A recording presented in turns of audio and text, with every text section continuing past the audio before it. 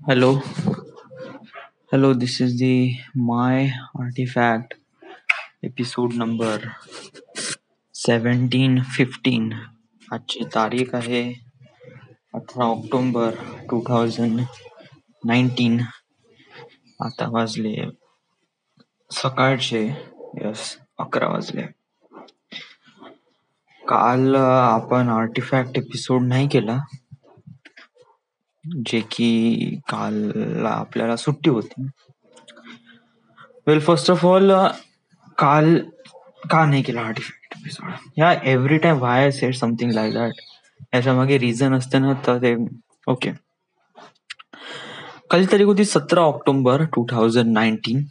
काल ठरवलं होतं ताईनी, बिट्टूनी, सोनू सगळ्यांनी की कपडे घ्यायचे बा आपले, म्हणजे सगळ्या कझन लोकांचे, म्हणजे माझे, सोनूचे, बिट्टूचे वगैरे वगैरे. ऍक्च्युली सोनूताई न आशिष दादा या दोघांचं लग्न आहे, तर यांचे कपडे तर ऑलरेडी झाले 9 तारखेला. आता आमचे पण थोडेसे कपडे घ्यायचे होते, आणि त्याच्यानंतर मग सोनूताईला पत्रिकेचं पण काम होतं, आणि मग त्याच्यानंतर मग खूप साऱ्या गोष्टी होत्या. या इथे काही शॉपिंग वगैरे करायची होती. हप्त्याभर अगोदर त्यांनी सांगितलं का आपण 17 तारखेला जाऊ बा. मग मलाही वाटलं यार आपण थोडा टाइम स्पेंड करायला पाहिजे, तर मग मी सुट्टी टाकली 17 तारखेची, म्हणजे कालची. तर काल झालं काय, ओके. काल मी उठलो, किती वाजता उठलो मी? काल मी उठलो 8 वाजता. मला फोन आला म्हणे की जामठ्याला येऊन जा म्हणे अर्ध्या तासात. आणि मी अर्ध्या तासात अंगपाय धुणं, आंघोळ करणं, हागाले जाणं, कपडे घालणं, आणि त्याच्यानंतर जामठ्याला जाणं, या गाडी पकडणं. माझ्या बाईकने नाही जायचं होतं, बाईकने गेलो मग बाईक ठेवली कुठे असते. या इथून त्या बस स्टॉपवर जाणं, बस स्टॉपवरून बस पकडणं, बस बुट्टीबोरीची बस पकडून जामठ्याला जाणं. इथून 12 किलोमीटर आहे चिचभवन पासून, आणि एवढं सारं काम मला अर्ध्या घंट्यात करायचं होतं. प्रॅक्टिकली करणे it was kind of like impossible. आता म्हणलं थोडा वेळ लागेल, म्हणलं तुम्ही थोडा वाट पाहा लागेल. ठीक आहे म्हणे. मी तयारी वयारी केली फटाकसे, आणि त्याच्यानंतर मग मी बस स्टॉपवर गेलो, आणि मग दादाचा पुन्हा फोन आला म्हणे की पोहोचला का म्हणे. दादा म्हणलं आता मी बस स्टॉपवर पोहोचलोय, आता मी बस पकडून येतो म्हणलं. दादा म्हणे राहू दे म्हणे, थांब म्हणे तिथेच, आम्ही तिथेच येऊन राहिलो म्हणे. मग ते आले, आल्यानंतर मला पिक केलं. मग तिथून आम्ही गेलो पहिले पत्रिका. या आता लग्न आहे तर पत्रिका द्यावे लागेल. आता मुलांकडले पत्रिका तर झाले आहे, बट मुलींकडले पत्रिका म्हणजे ताईकडले पत्रिका व्हायचे होते. सो पहिले पत्रिका, तर ते पेज सेटअप करणं, कोणतं हे राहीन, कोणतं वगैरे फॉन्ट राहीन वगैरे, समथिंग समथिंग, या साऱ्या गोष्टी डिस्कस केल्या. किती पैसा लागेल, किती पत्रिका लावायचे वगैरे वगैरे. ते झालं डिसाईड. त्याच्यानंतर भूक लागली होती, तर मग आम्ही तिथे गोली आहे वडापाव, तिथे वडापाव खाल्ले. ऍक्च्युली 25 रुपयाचा तो वडापाव, इट वॉज नॉट रिली वर्दी फॉर मी. नागपूरमध्येच एक नाही का, सीताबर्डीमध्ये नाही का एक वडापाववाला आहे, मुंबईचा वडापाववाला. एवढा जबरदस्त वडापाव देते, एक्झॅक्ट मुंबईचा सारखा दिसते. त्याचे जे ब्रेड असतो तो एवढा सॉफ्ट असतो, आणि त्याच्यानंतर त्याचा आतमधला वडा वॉज ट्रेमेंडसली गुड. या सो बट आता तिथून सीताबर्डीत नाही जाऊ शकत वडापाव खासाठी, जे भेटत आहे तेच. मग ते गोलीमधून आम्ही वडापाव खाल्ले, कोणी महाराजा वडापाव, कोणी कोक वगैरे, समथिंग समथिंग. मी वडापावच खाल्ला, कारण मला माहित होतं आपण जास्त खाल्ला आपल्याला ऍसिडिटी होते, त्यामुळे मी एक वडापाव खाल्ला. मग त्याच्यानंतर मग तिथून आम्ही गेलो महालमध्ये कपडे घ्यायसाठी. तर काल मी पहिल्यांदा, म्हणजे लाईफ मध्ये पहिल्यांदा मी शेरवानी घेतली. ऍक्च्युली माझ्या आवडीची, म्हणजे मामाच्या लग्नात ती शेरवानी घेतली होती म्हणा, बट ते कसं आईच्या आवडीची, आणि तेव्हा मी खूप लहान होतो, आणि तेव्हा मला फारसं माहित पण नव्हतं की शेरवानी काय असते, कशी घालावं लागते, आणि कितीची होते वगैरे वगैरे. एक शेरवानी नाही, एक प्रकारे एक इंडो वेस्टर्न हे आहे, कुर्ता है जो बहुत ही जबरदस्त है। यस, तो गोल्डन कलरचा आहे, it was relief great. Yes, तर मला तो आवडला। ऍक्च्युली मला व्हाईट कलरचा पाहिजे होता। स्टार्टिंगला मी खूप एक प्रकारे व्हाईट वाले बघितले, but it was not really good. या ते मग मला असं वाटलं की ताईच्या लग्नात आहे, आणि ते व्हाईट वाले ते जास्त कॉस्टली पण नव्हते, हार्डली 500-600 1000 रुपये। मला वाटलं थोडसा, मग मला वाटलं राहू दे, म्हणलं व्हाईट वाले साईडला ठेव, म्हणलं पहिले ठेव, दाखवा आता थोडं स्टायलिश दाखवा आता, म्हणलं खर्च होईन तर किती होईन, म्हणलं त्याला म्हणलं 4च्या रेंज पर्यंत दाखव म्हणलं। तर मग त्यांनी बरोबर काढलं एक, आणि तो इंडो वेस्टर्न स्टाईल वाला तो मला अति आवडला। एक गोल्डन कलरचा आहे, light golden, it was really great. ह्या सो तो झाला माझा 3200 रुपयाचा, आणि 3200 रुपये झाला, जो की सगळ्यांमध्ये माझी सर्वात छोटी शॉपिंग होती, माझी सर्वात स्वस्ती 3200 रुपयात। बाकीच्या लोकांनी जे कपडे घेतले आणि ज्या प्राइस मध्ये घेतले, I was really shock by. थोड्या वेळासाठी मी पण असं फील करायला लागलो का मी पण खूप अमीर आहे। मगाशी म्हणजे काल तर मी 1000 रुपयाची बॉटल घेण्यासाठी तयार झालो होतो। या जस्ट माझ्या डोक्यामध्ये विचार नाही आला असता ना, तर मी घेऊनही टाकली असती 1000 रुपयाची बॉटल। या 826 रुपयाची एक पाण्याची bottle. I cannot imagine how expensive that bottle is that. म्हणजे एक बॉटल 800 रुपयाची, म्हणजे असं काय आहे त्याच्यात। मग मी विचार केला की साला ऑफिसमध्ये आपण गरम पाणी प्यायसाठी हे 800 रुपयाची बॉटल घेऊन राहिलोय। मी बघतो ऑफिसमध्ये लोक तर बॉटल पण नाही आणत, माझ्यापाशी बॉटल तरी आहे माझ्यापाशी काहीतरी घेतली होती मी मागच्या वर्षी 100 रुपयाची बॉटल, ती चालून राहिली। या इट इज गुड। या ठीक आहे, गरम पाणी भरलं थोडस बॉटल पिघलते, त्यामुळे गरम पाणी नाही पित, but it is good right no. या मला तरी चांगलं आहे ते। सो 50% यूज झालं, एवढं खर्च केलं मी।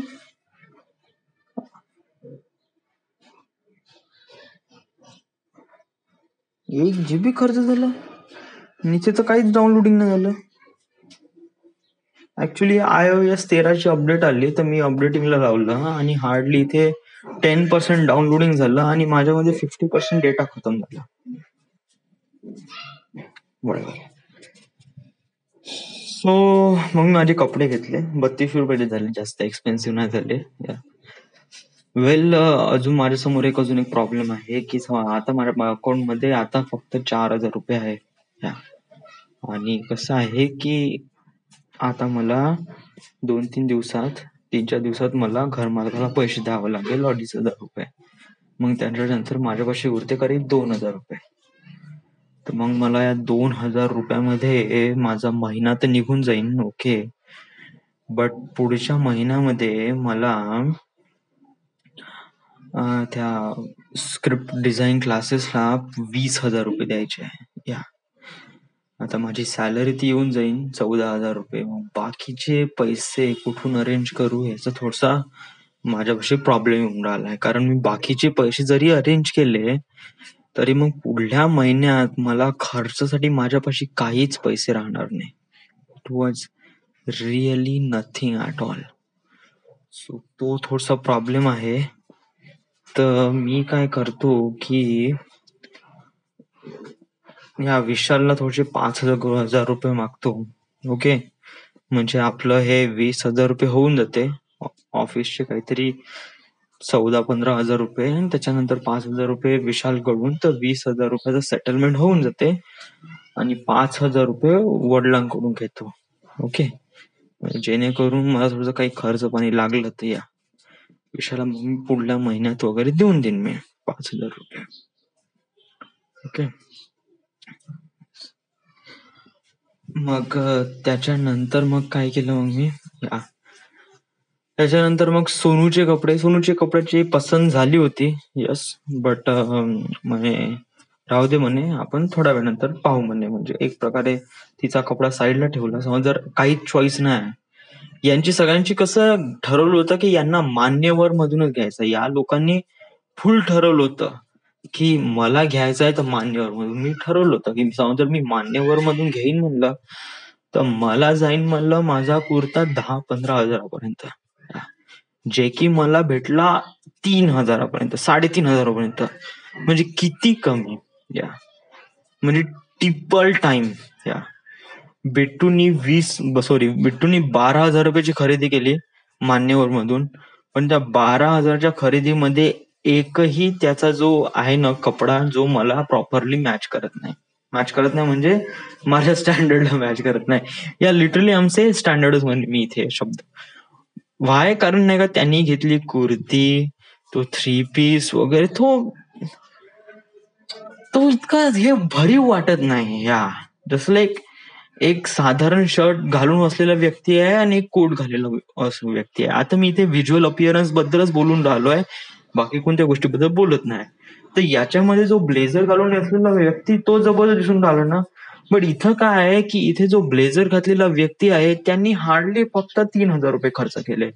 बट जो शर्ट आणि पॅन्ट घालून असलेला व्यक्ती आहे ना, त्यांनी 10,000 रुपये खर्च केले या त्या गोष्टीसाठी. बट जो अफेक्ट आहे तो कोणावर होऊन राहिलाय, जो सर्वात जबरदस्त तो होऊन राहिलाय तो ब्लेझर वाल्यांचाच ना. यस, बिट्टूचा एक आला होता काल, तो ब्ल्यू कलरचा, तो तर बहुत जबरदस्त होता. तो 12,000 रुपयाचा होता. समज जर त्यांनी या साऱ्या गोष्टी न घेता ओनली तो 12,000 रुपयाचा तो घेतला असता, इट वॉज रिअली ग्रेट. त्यांनी विचार काय केला, त्यांनी विचार केला की ताईच्या लग्नात म्हणजे प्रीत्याच्या लग्नात मागच्या वेळेस त्यांनी एक कुर्ती पैजामा घेतला होता. कुर्ती पैजामा म्हणजे अशाच type of blazer, Indo western वगैरे, जो की बहुत जबरदस्त होता. इट वॉज लाईक सगळ्यांची नजरे एक प्रकारे छिनून घेऊन राहिला अशा प्रमाणे होता तो. या लिटरली अशा प्रकारचं विशेषण वापरून राहिलोय मी. सो त्याचा तो बहुत जबरदस्त लुक होता. या बट काय झालं की आता तो आहे ना, तो कसं एक प्रकारे वेडिंग आहे, जो काफी क्लोज पर्सन असेल ना त्याच्या लग्नामध्ये तो कपडा घालणं एक फॅक्ट पडते. ओके. बट काय झालं की आता ताईचं लग्न तर झालं आणि त्याच्यानंतर मग 3 वर्षामध्ये तो ड्रेस कधीच वापरला गेला नाही. तो पडल्या पडूनच राहिला. इव्हन माझा ब्लेझर पण माझा पडल्या पडून नाही राहिला. आता मी ताईच्या लग्नात ब्लेझर घेतला होता, मी ताईच्या लग्नात घातला होता, त्याच्यानंतर मी अमोलच्या लग्नात घातला होता. आणि त्याच्यानंतर मग माझ्या मित्रांनी म्हणजे वनमॅननी घातला होता लग्नामध्ये माझावाला ब्लेझर वगैरे. सो आणि त्याच्यानंतर या इट वॉज गुड. या सो 3 वेळा तो ब्लेझर वापरण्यात आला होता. So it went really well. Okay.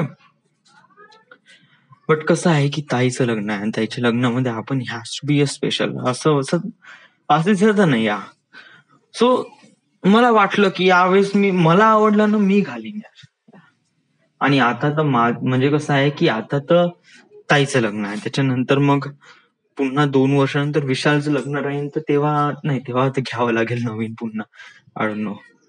मी हा विचार नाही करत. इट जस्ट लाईक की आपल्याला समोरच्या गोष्टीसाठी का, कारण कसं आहे की ताईचं लग्न हे कसं, ताई आपल्या लेकच आहे आणि त्याच्यामध्ये पण लग्न, समीर दादाच्या लग्नात घालता येईल ना, समीर दादाच्या पण लग्नात घालता येईल हा कपडा.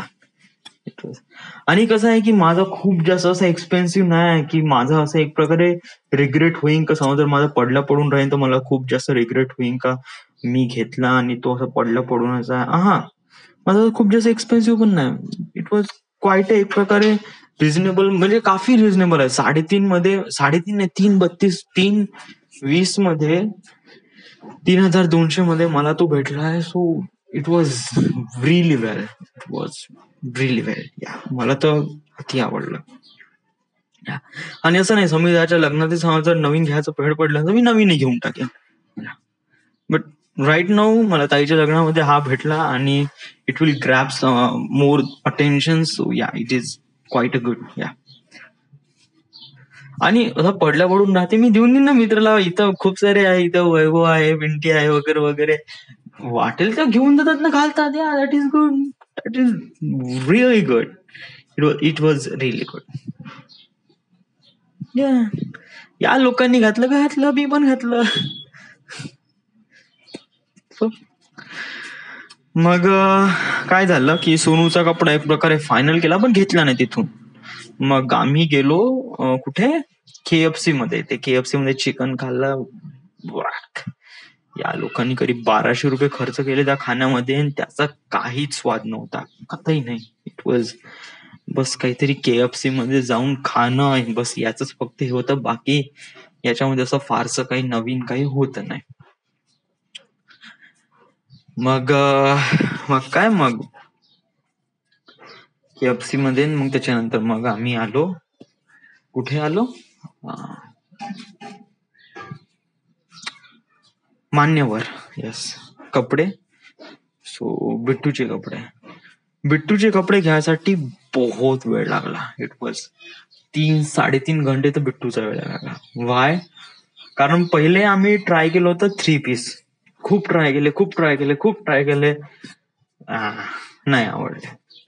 मग त्याच्यानंतर मग असे समथिंग लाईक इंडो वेस्टर्न मध्ये माझ्या टाईप ते नाही का, तर तसं घ्यायचं ठरवलं. तर आम्ही सेकंड फ्लोअरवर गेलो, 2-3 ट्राय केले आणि तिसऱ्या याच्यातच तो ब्ल्यू वाला सगळ्यांना आवडला. इट वॉज रिअली जबरदस्त. या तो 12,000 रुपयाचा होता, बट बहुतच जबरदस्त होता. सगळ्यांना आवडला आणि त्याच्यानंतर मग तो आम्ही फोटो काढला, व्हॉट्सअपवर पाठवला आणि आम्ही बिलिंग करण्यासाठी खाली गेलो. मग ताईचा फोन आला, ताईचा. ते म्हणे तिला नाही आवडला. मग बिट्टूला का झालं का नाही, त्यांनी ऑर्ग्यू पण नाही केलं का मला आवडला म्हणे वगैरे वगैरे समथिंग. या म्हणजे त्याच्या मनात एक प्रकारे खटकं होतं का 12,000 रुपयाचा आहे, त्याला आवडलं तसंही, बट 12,000 रुपयाचा आहे आणि मागच्याच तो 5,000 रुपयाचा पडला पडून आहे. आताही समजा जर घेऊ 12,000 रुपयाचा हाही पडला पडून राहील. सो त्यांनी यावेळी विचार केला की हा पडूनच राहील बा. या त्याला एक प्रकारे रिझन हवं होतं की हा का नाही घ्यायचा. तर ताईने म्हणलं की नाही आवडला, तर बस त्यांनी नाही घेतला. आम्ही जस्ट बिलिंग काउंटरवर गेलो, तो म्हणे मी नाही घेत म्हणे, मला नाही पाहिजे म्हणे. मग काय बिलिंग काउंटर मग पुन्हा 3 पीस कडे आलो. 3 पीस कडे मग एक ट्राय करत एवढे थकलो आम्ही तिथे. उभं राहू आम्ही बसून गेलो. मग कोणता बिट्टूच आहे, त्याला आवडलं, त्यांनी काढलं. तो मान्यवर मधला तो एक बंदा होता, तो त्याच्यासोबत जात होता, त्याला कपडे घालून देत होता, तो येत होता. आई म्हणत होता हा ठीक आहे याच्यावर हे ट्राय कर, मग ते ट्राय कर. मग ते ट्राय करून मग एक काहीतरी फायनल प्रॉडक्ट निघालं जे की आवडलं. म्हणजे एक प्रकारे ते हेच आहे की मग त्यांनी 12,000 खूप काही घेतलं. त्यांनी पैठणी घेतली, त्याच्यानंतर ते 3 पीस घेतला, त्याच्यानंतर मग बहुत सारे घेतलं. 12,000 त्यांनी खूप सारे आयटम्स घेतले. Yes.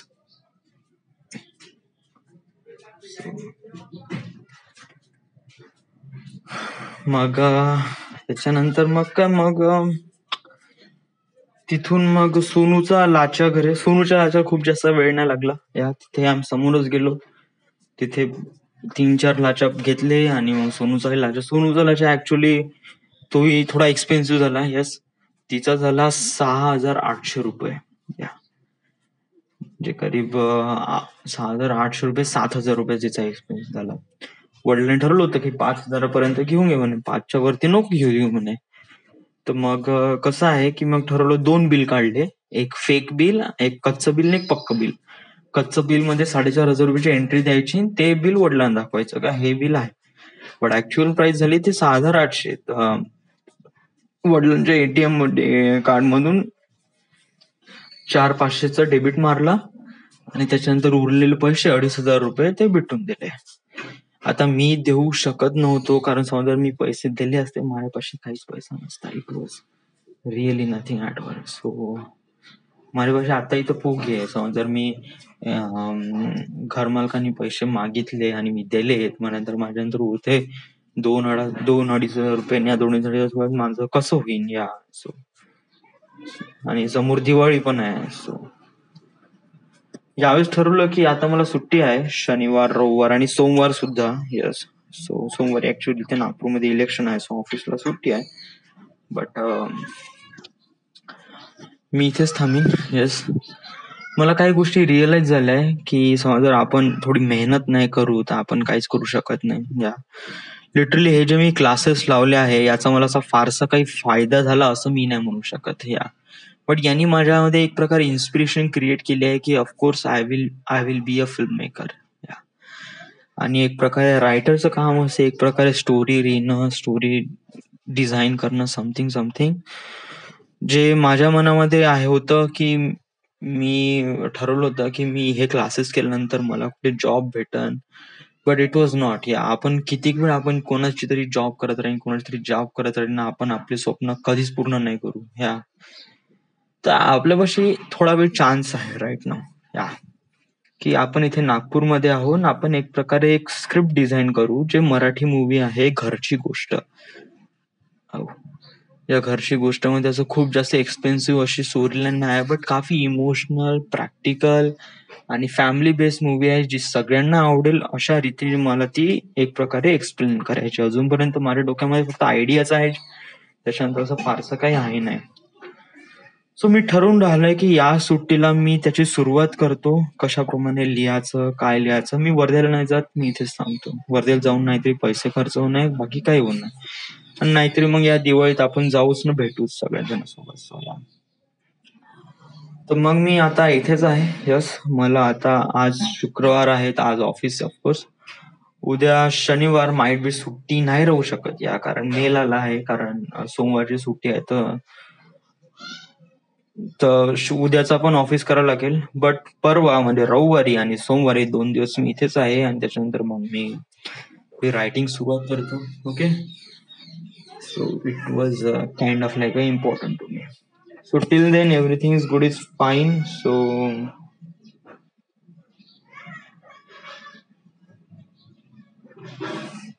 till then everything good is fine. This is my artifact episode number 1715. Right now we are at Nagpur, Maharashtra. Thank you.